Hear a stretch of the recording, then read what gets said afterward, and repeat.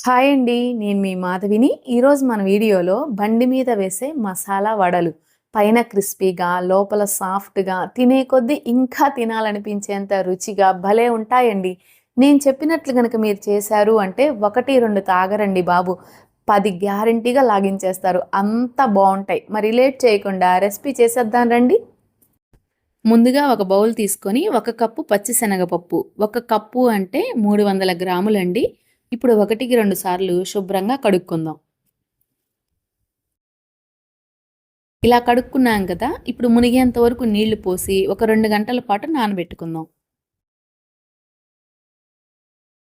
2 గంటలు ఇలా నానబెట్టుకున్న ఈ పప్పుని నీళ్లు లేకుండా శుభ్రంగా వార్చుకుందాం.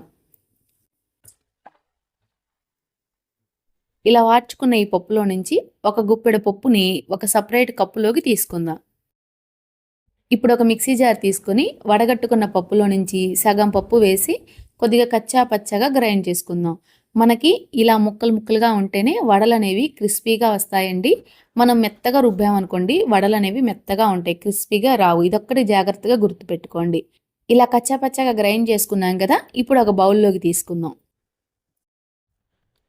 పప్పు మొత్తం ఇలా గ్రైండ్ చేసుకున్నాం కదా, ఇప్పుడు ఇందులోకి మనం ముందుగా తీసి పెట్టుకున్న పచ్చిపప్పును వేసి అలాగే అర టేబుల్ స్పూన్ ఉప్పు, 2 టేబుల్ స్పూన్ల బియ్యపిండి, అర టేబుల్ స్పూన్ జీలకర్ర, 1 టేబుల్ స్పూన్ సన్నగా కట్ చేసిన కరివేపాకు తరుగు, 1 టేబుల్ స్పూన్ అల్లం తరుగు, 3 పచ్చిమిర్చిని ఇలా సన్నగా కట్ చేశానండి.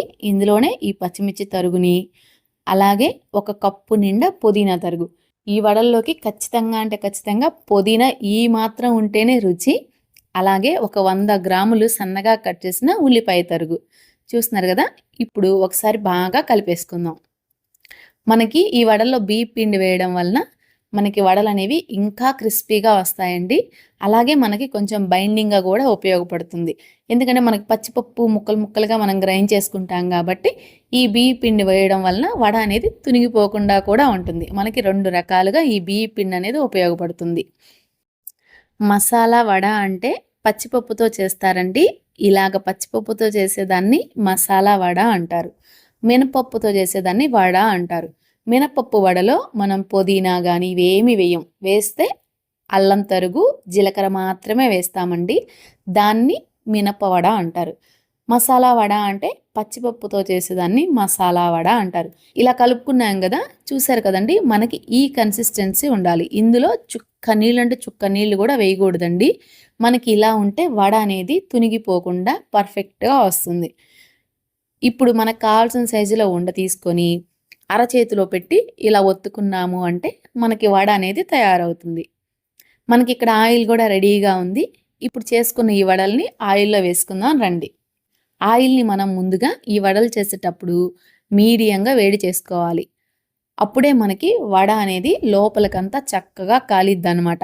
ఆయిల్ ఓవర్ హీట్గా ఉందనుకోండి, మనకి పైన రంగు వచ్చేసిద్ది, లోపల ఆ పప్పు అనేది ఉడకదు. అందుకు కాబట్టి ఆయిల్ని మీడియంగా వేడి చేసుకొని ఇప్పుడు స్టవ్ని మీడియం ఫ్లేమ్లో పెట్టుకొని మనం వడల్ని వేసుకోవాలి. ఇలా వడల్ని వేసుకున్నాం కదా, ఇప్పుడు ఒక 2 నిమిషాల పాటు కదల్చకుండా కాల్చుకోవాలి.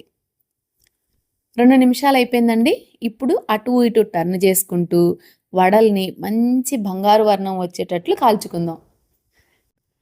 చూసారు కదండి, వడలైతే అబ్బా చూస్తుంటేనే ఎప్పుడెప్పుడు తినాలనిపించేలా ఎంత బాగున్నాయో కదా.